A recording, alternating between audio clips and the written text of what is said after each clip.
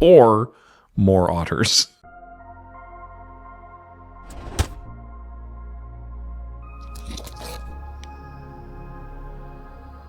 Greetings, you jolly gerbils. I hope you're doing well. My name is Graham, and this is the Crack-A-Pack here on LRRMTG, brought to you as ever by Card Kingdom. Check out cardkingdom.com/LRR to get yourself some of the singles we might find today in the Crack-A-Pack. This particular Crack-A-Pack is a collector booster of Bloomburrow. This was given to us by Kane Guest at MagicCon Vegas 2024. Now, we opened a few of these when we did the PPR, but it's been a while since I've opened them, so I'm excited for the failures of Rippy Bit. There we go. Okay. First, Seed Pod Squire. 3 and a hybrid Azorius for a 3/3 bird scout with flying. Whenever it attacks, target creature you control without flying gets +1/+1 until end of turn. Nice. I don't have a lot to say about that, but I recall it being okay. Waxwane Witness, 3 and a white for a 2/4 bat cleric with flying and vigilance.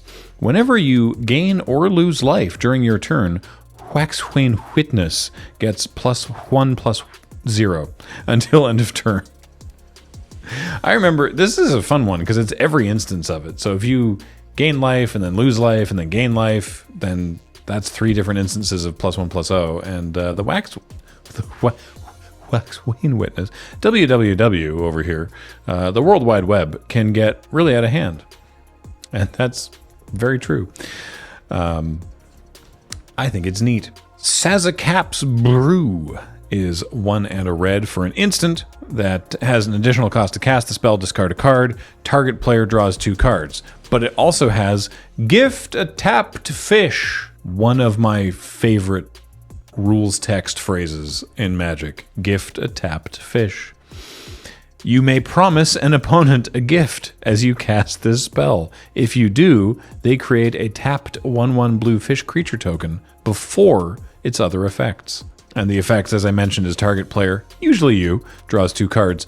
If the gift was promised, target creature you control gets +2/+0 until end of turn. So you can also turn it into a combat trick if you deign to give your opponent a tapped fish. Fun stuff. So is this. Junkblade Bruiser. 3 Gruul, or hybrid red-green if you want to say it that way. 5 mana for a 4/5 Raccoon Berserker, so stay out of the way. It's got trample, and whenever you expend 4, Junkblade Bruiser gets +2/+1 until end of turn. You expend 4 as you spend your 4th total mana to cast spells during a turn. I thought expend was a really cool mechanic. And I'm not just saying that because my pre-release deck was basically this. This guy and friends. The expend 4 was really neat and interesting, and I liked playing with it.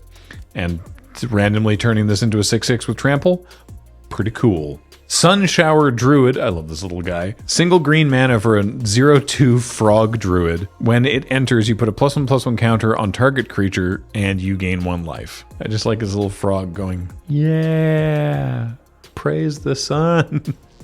Maybe it's a 1/3 and you gain a life, or maybe you make something relevant larger. And the frog sits there and soaks up a block. Poor guy. Hop to it.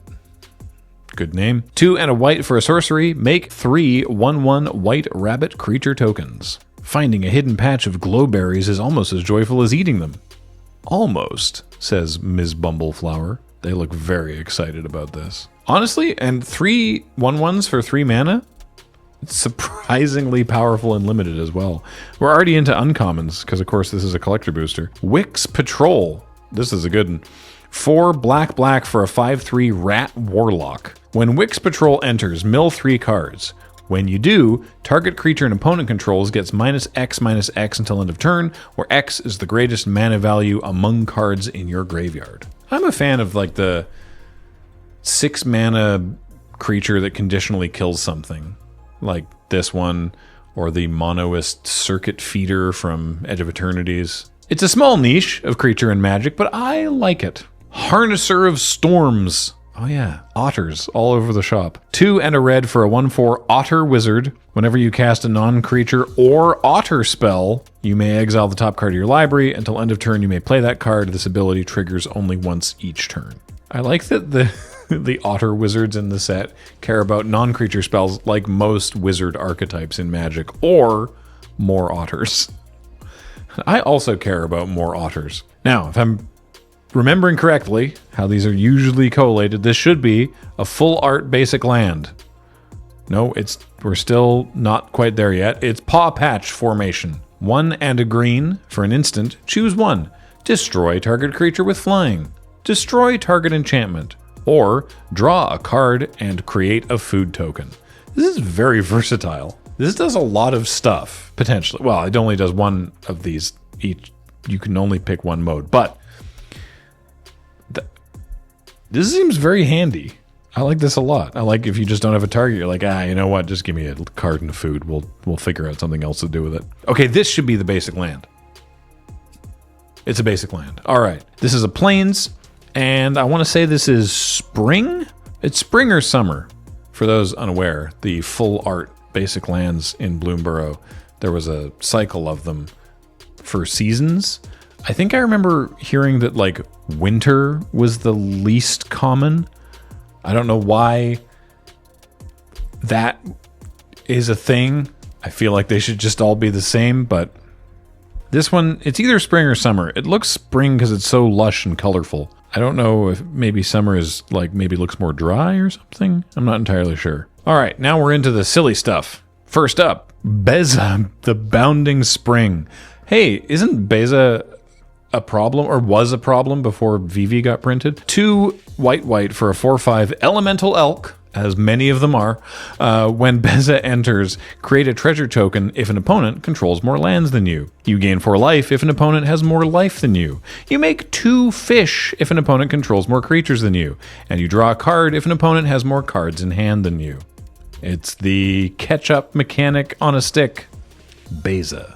From the Commander product, Bloodroot Apothecary. 2 and a green for a 3/3 Squirrel Druid with Toxic 2. When Bloodroot Apothecary enters, you and target opponent each create a treasure token. Whenever an opponent sacrifices a non-creature token, that player gets 2 poison counters.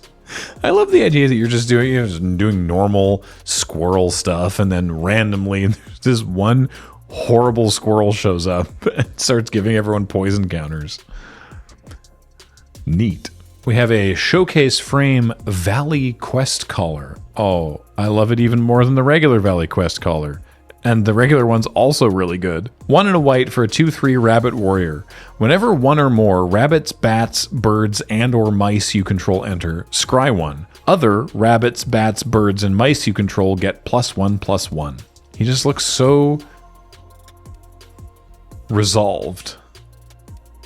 I love it. We've got a foil showcase, Festival of Embers. 4 and a red for an enchantment. During your turn, you may cast instant and or sorcery spells from your graveyard by paying 1 life in addition to their other costs. If a card or token would be put into your graveyard from anywhere, exile it instead. And for 1 and a red, sacrifice Festival of Embers. I thought cards like this were like a problem. I guess because it's 5 mana. They're like, maybe we just make this kind of effect too expensive to be good in, I don't know, Storm? Is that where this kind of card shows up? I like that you can sacrifice it to stop your stuff from continuing to go to exile. That's cool. And finally, I mean, we've got this fish and we've got a Warren War Leader. Oh, I love him. It's a foil token. It's a fish on one side, but it's the offspring Warren War Leader on the other. This token might actually be worth a few cents. Very cool. But our last card is very exciting. Sorry, I forgot that this was called this. You've heard of Imagine Dragons. Think smaller. Imagine Critters. This is one of the, what if these planeswalkers came to Bloomburrow? It's Jace the Mind Sculptor. I shouldn't have to explain what it does, but I will. It's 2 white for a 3 loyalty planeswalker. +2, look at the top card of a player's library. You can put it on the bottom instead. 0 mana, brainstorm. It's +2 Fate Seal, 0 mana, brainstorm, -1, unsummon, -12. You exile all the cards from a player's library, and then that player shuffles their hand into their library. But he's a fox now. This might be a little spicy. It's not foil, but it's pretty cool.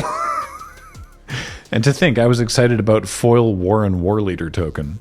But Jace is here now, and all the frogs, yeah, all the frogs around him are like, whoa, look at the cool trick he's doing. Nice. Being a collector booster, it should fetch a high price. They don't always, to be fair. We've opened several of them that have been kind of duds, but this one, $56.45, which is not bad. Most of that, to be fair, is Beza. As I mentioned, Beza putting in work, $18 as well. And Jace the Mind Sculptor, $25. So significantly less than the last time I cracked a Jace the Mind Sculptor pack. But then that was a pack of Worldwake that I found at a random Walmart driving back from PAX one year. So it was a lot higher at the time. But hey, still, $25. It's pretty good. Also, he's a fox now. That's got to be something.